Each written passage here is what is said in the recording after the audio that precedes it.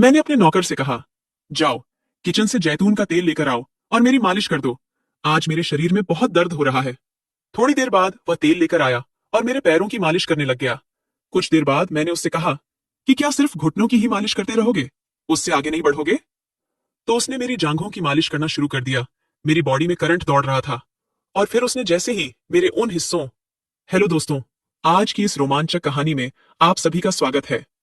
मेरा नाम रेखा है और मैं दिखने में बहुत ही सुंदर हूँ। मेरी नीली नीली आंखें हैं, सुंदर होंठ और कमर के नीचे तक घने और काले बाल हैं। मैं एक बहुत ही सुंदर औरत हूँ। अगर मैं गली से निकलती हूँ तो लोग मुझे मुड़ मुड़ कर देखते हैं। मेरे शरीर पर जगह जगह एक से बढ़कर एक प्राकृतिक सुंदरता उभरी हुई है और मेरे शरीर के इस उतार चढ़ाव को देखकर कोई भी पिघल जाता है। मेरी शादी को 3 साल हो चुके हैं, पर अभी तक कोई भी बच्चा नहीं हुआ है। मेरे पति ज्यादा रोमांटिक भी नहीं है और वह मुझ पर ज्यादा ध्यान भी नहीं देते हैं। मेरे पति एक बिजनेसमैन है और उनका व्यापार बहुत ही अच्छा चलता है। हम बहुत ही अमीर फैमिली से हैं। काम की वजह से मेरे पति ज्यादातर घर से बाहर ही रहते हैं और घर में मैं अकेली रहती हूँ। घर में मैं अकेली बोर ना हूँ, इसलिए हमारे घर में हर तरह की चीजें हैं जिनसे मैं अपना दिल बहला सकती हूँ। पति के घर पर न होने की वजह से मैं भी बहुत मस्ती किया करती थी और उनको पता भी नहीं चलता था। मुझे अपनी जिंदगी में बोर होना पसंद नहीं है, इसलिए मैं अपनी जिंदगी में खुद ही रंग भर लेती हूँ। हमारे घर में मुझे किसी भी तरह का कोई काम नहीं करना पड़ता था। हमारे घर में बहुत सारे नौकर थे जो घर का काम किया करते थे। हमने कुछ ही दिनों पहले अपने घर में एक नौकर रखा था। वह घर का लगभग सारा काम किया करता था और मेरा भी ख्याल रखता था।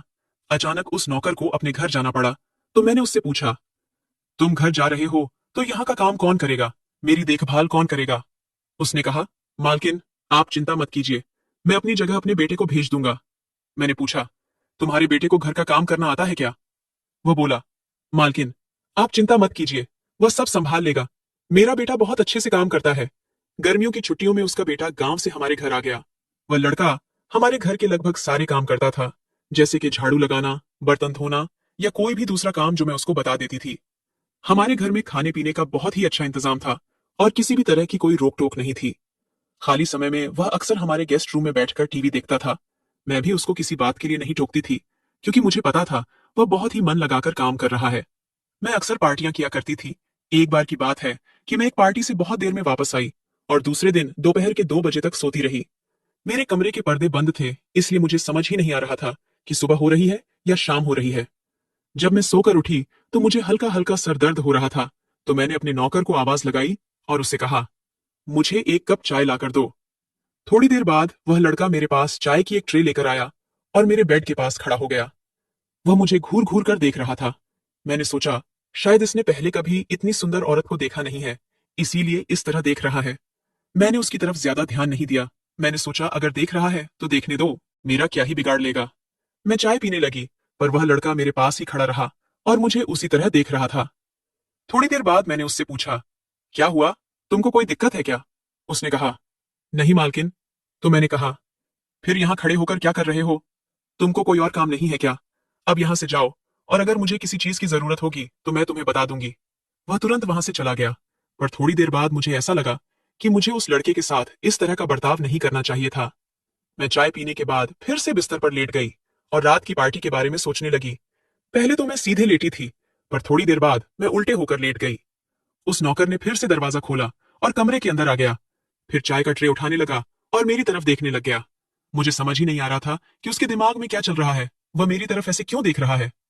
मैंने जैसे ही उसके चेहरे की तरफ देखा तो मुझे समझ आ गया था कि वह मेरी तरफ ऐसे क्यों देख रहा है। और अब मैं भी इस तरह लेट गई थी कि वह मुझे अच्छे से देख सके। मैं अपने पति से काफी दिनों से दूर थी और मेरी भी अपनी कुछ जरूरतें थीं जो पूरी ही नहीं हो पाती थी। इसलिए मैंने सोचा कि क्यों ना मैं इस नौकर को अपने जाल में फंसा लूं।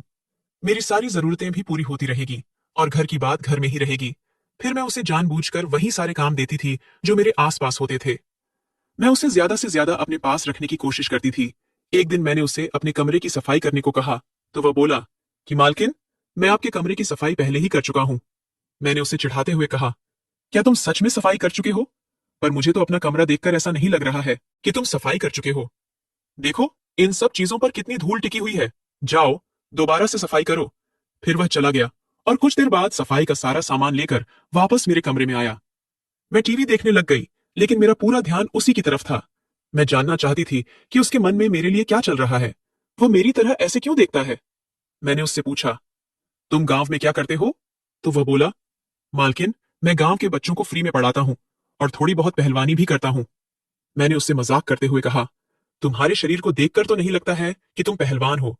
वह भी मजाक के मूड में आ गया था। वह बोला, मालकिन, अगर आप मौका दोगी तो आपको जरूर दिखाऊंगा कि मैं पहलवान हूं या नहीं। मैंने कहा, क्या तुम्हें मसाज करना आता है? क्या तुम मेरी मसाज कर सकते हो? वह बोला, हाँ, मैं बहुत अच्छे से मसाज कर लेता हूँ। अगर आपको मसाज करवानी हो तो आप बता सकती हो। मुझे मसाज करवाने का काफी शौक था। मैं ब्यूटी पार्लर जाकर भी मसाज करवाती थी, लेकिन अभी तक मैंने सिर्फ औरतों से मसाज करवाई थी। मैंने किसी मर्द से आज तक मसाज नहीं करवाई थी। मैं यही सोच रही थी कि अगर यह मुझे मसाज करेगा तो मुझे कितना आराम मिलेगा। मैंने उससे कहा, अगर तुम बुरा ना मानो तो प्लीज मेरी मसाज कर दो। उसने कहा, आप लेट जाइए, मैं तेल लेकर आता हूँ।